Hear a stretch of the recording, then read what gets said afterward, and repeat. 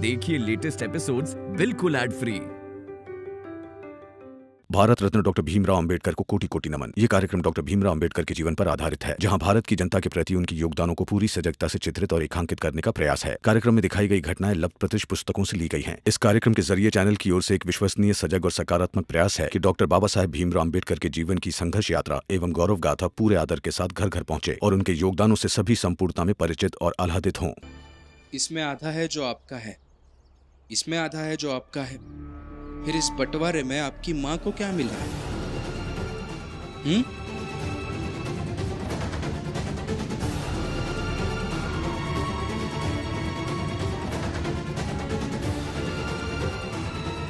जब तक इस सवाल का जवाब आप नहीं दे पाते, तब तक इनसे अंगूठा नहीं लगवा सकते। भीमराव, अपने काम से काम रखो। कागज दो। कागज नहीं दूंगा। भीम, हमारे बीच में मत पड़ो। मैं किसी के बीच नहीं पड़ रहा हूं, बस न्याय के साथ खड़ा हूं, और न्याय के हिसाब से यही सही है। जब तक बंटवारे में इनका हिस्सा नहीं बन जाता, तब तक ये अंगूठा नहीं लगाएगी।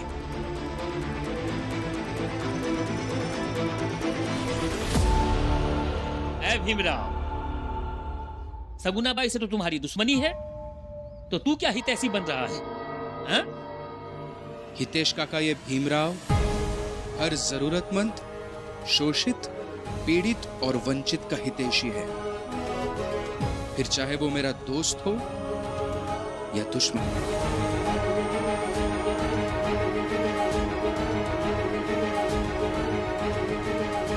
और इसीलिए आज मैं इनके साथ खड़ा हूं। मुझे नहीं चाहिए तुम्हारा साथ।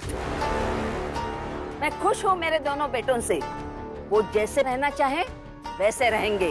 जायदाद उनकी है, जैसे बांटना चाहते हैं वैसे बांटने दो। सुन लिया भीमराव, लाओ कागज दो। नहीं दूंगा। अरे हम दो हैं और तुम अकेले, क्या कर लोगे हमारा? तुमसे कागज छीन लेंगे हम। हाँ तो छीनिए।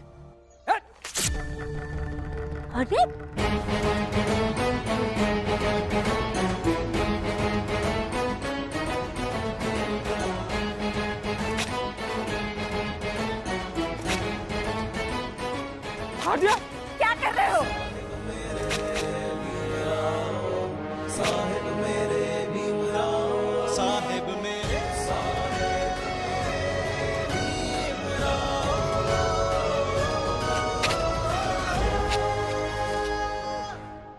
भीमराव, ये तुमने अच्छा नहीं किया। भीमराव, अब देखो मैं तुम्हें क्या करता हूं। रुक जाइए।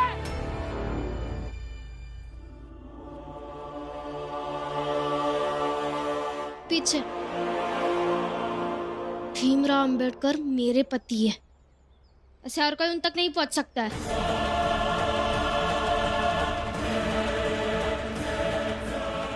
मेरे बेटे तक पहुंचने से पहले किसी भी मुसीबत को मुझसे होकर गुजरना पड़ेगा। सुना आपने?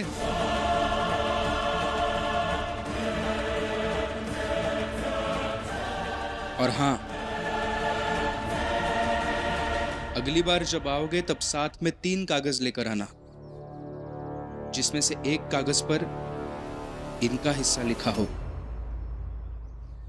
अरे अजीब जबरदस्ती है। जब मुझे ही हिस्सा नहीं चाहिए तो तुम क्यों पागल हो रहे हो? नहीं, भीम भैया पागल नहीं है। भीम भैया जो भी फैसला लेते हैं सोच समझ के लेते हैं, नहीं तो आज मैं कोई दूसरे देश में गुलामी कर रहा होता।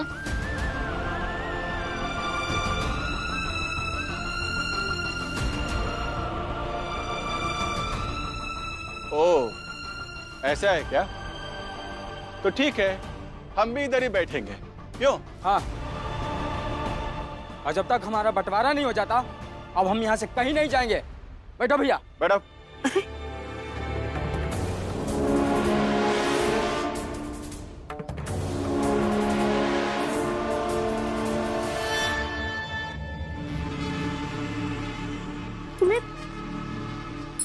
दूसरों के मामले में टांग अड़ाने की आदत सी हो गई है।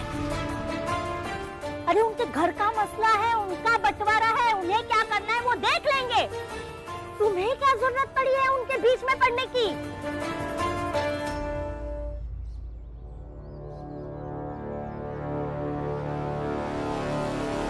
जीजाबाई, तेरे भतीजे बहुत दूर से आए हैं, उन्हें भूख लगी होगी। अंदर जा और जाकर खाना बना। आप मत सिखाइए मुझे। मेरी भाभी का जीवन नरक बनाने पर तुला हुआ है आपका ये भीम, और उसे कुछ ना कहूँ मैं यही खड़ी रहूंगी। इतनी पड़ी है तो आप जाइए।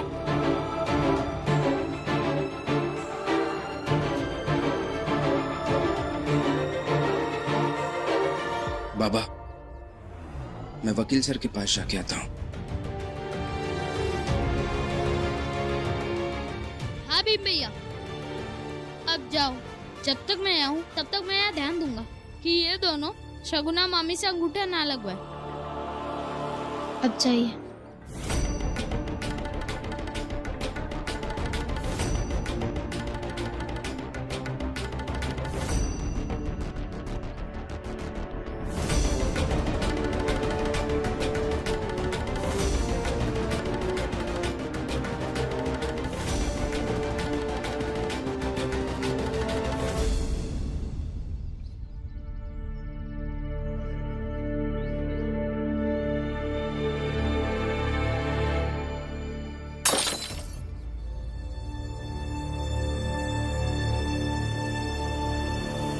वहाँ नहीं, यहाँ देखो।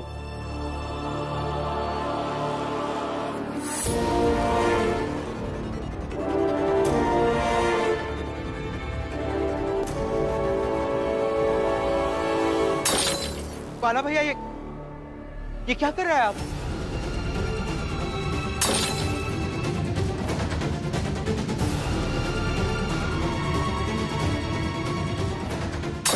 क्यों कर रहे हैं भैया?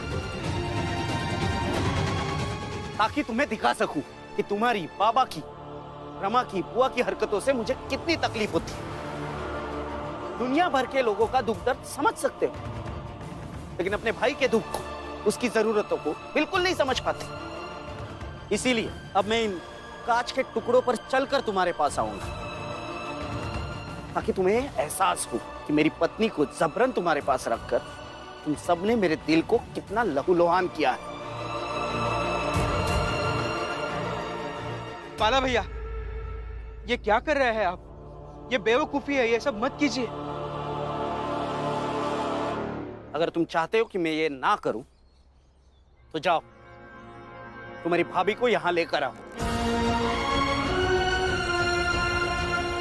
देखिए भैया, किसी भी समस्या का हल ऐसे नहीं निकाला जाता है। उसके लिए बैठकर, सोचकर, एक दूसरे की बातें समझकर हल निकाला जाता है। मुझे भाषण नहीं सुनना है भीम। तुम करुणा को यहां लाओगे या नहीं? नहीं भैया, मैं भाभी को नहीं लाऊंगा।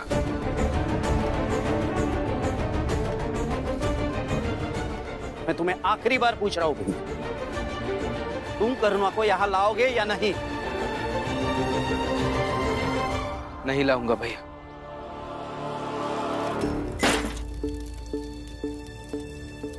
खाने में नमक डालना भी नहीं आता तुम्हें?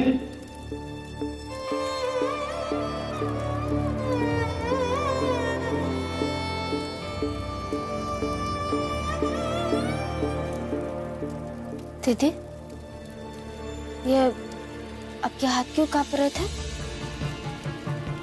पता नहीं रमा, क्या हो गया, अचानक ही हाथ कांपने लगा। पर तुम चिंता मत करो, अभी ठीक हो जाएगा। और देखो, ये सब्जी भी बन गई है।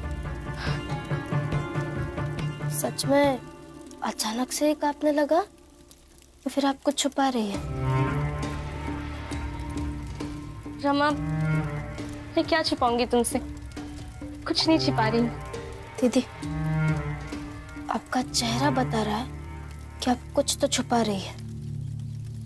क्या हुआ है? कुछ भी नहीं छिपा रही हूँ।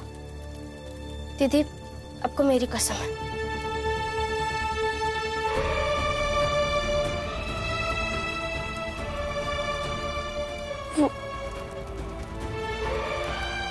देखो रमा, मैं जब भी खाने में नमक डालती थी, नमक कम या ज्यादा होने पर वो मुझ पर बहुत चिल्लाते थे। इसलिए जब भी सब्जी में नमक डालने जाती हूँ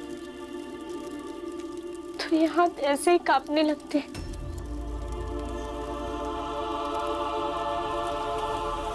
तो फिर ठीक है, रुक जाइए।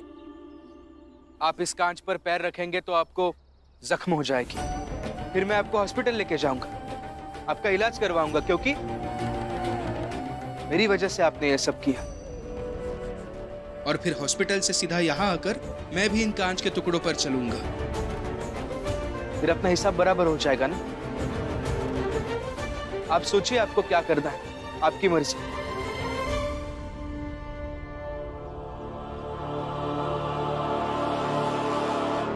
देख भीम, तुम अच्छे से जानते हो कि मैं तुमसे कितना प्यार करता हूं, इसीलिए इस प्यार को अलग रखो और इन सब चीजों में उस प्यार को मत लाओ।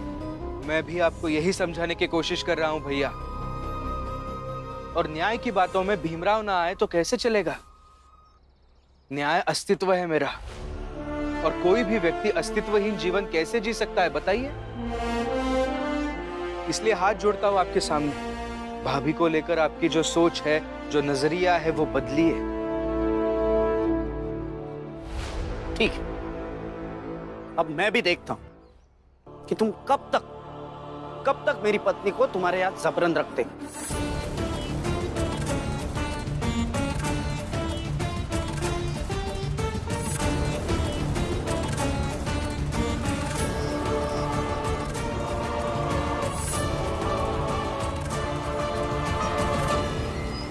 जाता है सो जान दे तेरी दसान जाए, खेवटिया की नाव जूं घने मिलेंगे आए, घने मिलेंगे आए। फलिया, हम आवत हैं। हाँ ठीक है।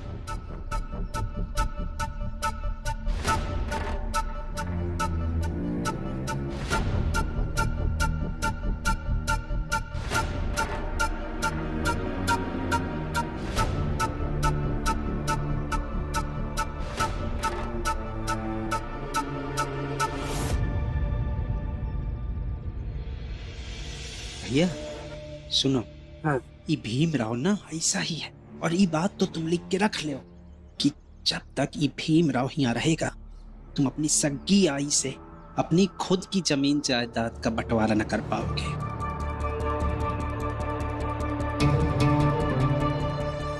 अरे लेकिन हम उसकी बात मानेंगे क्यों? आप ही बताइए, भाइयों के बंटवारे में माँ को लिखित हिस्सा देने की जरूरत क्या है? हम दोनों मिलकर माँ को संभाल लेंगे। हाँ सही कह रहे हो तुम, ऐसा बंटवारा हमने भी कभी नहीं देखा है। बात तो सही है, लेकिन कुछ तो हम लोगों का सोचना पड़ेगा ना, नहीं तो भीमराव जो जो कहेगा, जैसा जैसा करेगा, अगर वैसा होने लगा, सोचो एक अरमान कितना बढ़ जाएगा। और फिर वो दिन दूर नहीं जब भीमराव हम सबके ऊपर शासन करने लगेगा। मैं तो ये कहता हूँ चलते हैं नरोत्तम जोशी जी के पास, वो कोई ना कोई तरीका जरूर बताएंगे। अरे हितेश भाऊ, आज तक वो खुद कौनो तरीका में सफल नहीं हो पाए, वो हमका का तरीका बताएंगे? ऊपर से वो हम सब पर नाराज हैं कि उनके लिए हम गिरमिटिया मजदूर नहीं बने। हाँ ऐसा है, बांध टूटते ही है, लेकिन इसका मतलब ये नहीं कि बांध की जरूरत नहीं है। नदी को उसकी औकात में बांध ही रखता है। नरोत्तम जोशी वो बांध है, भीम को उसकी औकात वही दिखाते हैं, और वही नरोत्तम जोशी हमारे लिए साहब है। चलो चलते हैं। कुछ न कुछ तो उपाय जरूर निकलेगा। हाँ तो चलते हैं। चलो।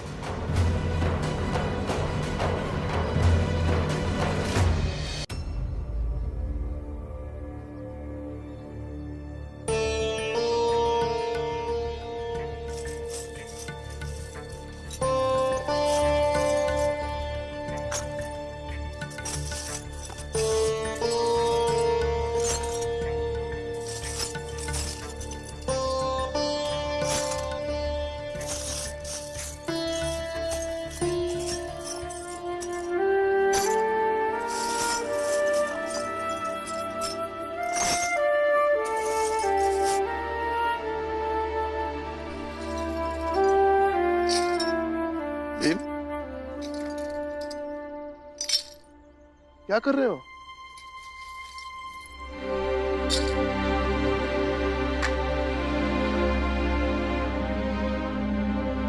बाला भैया आए थे यहाँ। हाँ।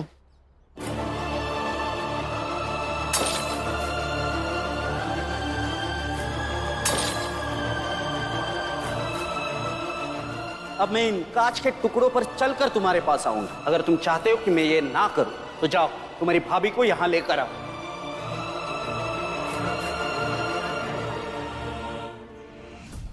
मैंने समझाने की कोशिश की, फिर गुस्सा होकर चले गए। ये बाला दिन ब दिन खराब होता जा रहा है। वो समझ नहीं पा रहा है कि व्यक्तिगत खींच और कुंठा के कारण वो सामाजिक अपराधी बन रहा है। सामाजिक अपराधी मतलब? इस तरह रास्ते पर कांच फोड़ देना अच्छी बात है क्या? जो आने जाने वाले के पैरों में ये कांच चुभ सकती है, ये सामाजिक अपराध नहीं है? हाँ, ये बात अलग है कि इन कांच के टुकड़ों को समेटकर एक जिम्मेदार नागरिक होने का तुमने कर्तव्य निभाया है, लेकिन इस कर्तव्य से बाला के अपराध छुप गए।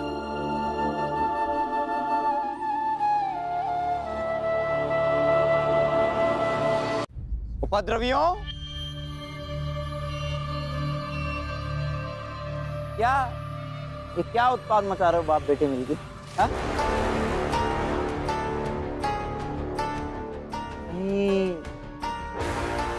कहीं सड़क के बीचों बीच कोई नई क्रांति करने का विचार तो नहीं कर रहे हो? नरोत्तम जोशी जी, वैसे देखा जाए तो भीम आप पर उपकार ही कर रहा है, और उपकार करना किसी क्रांति से कम तो नहीं है ना? हा? क्या कहा इसने? जोशी जी ये कह रहे हैं कि इस भीमराव ने आप पर एहसान किया है।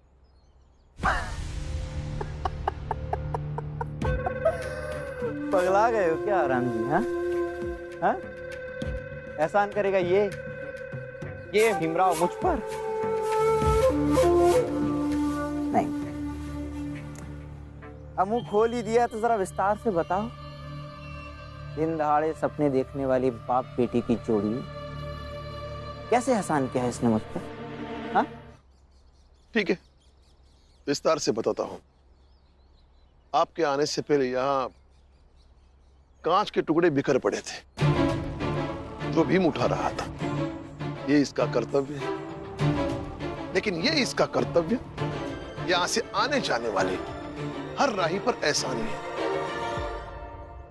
रास्ते से जब और लोग गुजरेंगे ना, उन्हें कहना अपने बेटे को धन्यवाद कहने के लिए, क्योंकि इस भीमराव को धन्यवाद नरोत्तम जोशी तो इस जीवन में नहीं करने वाला।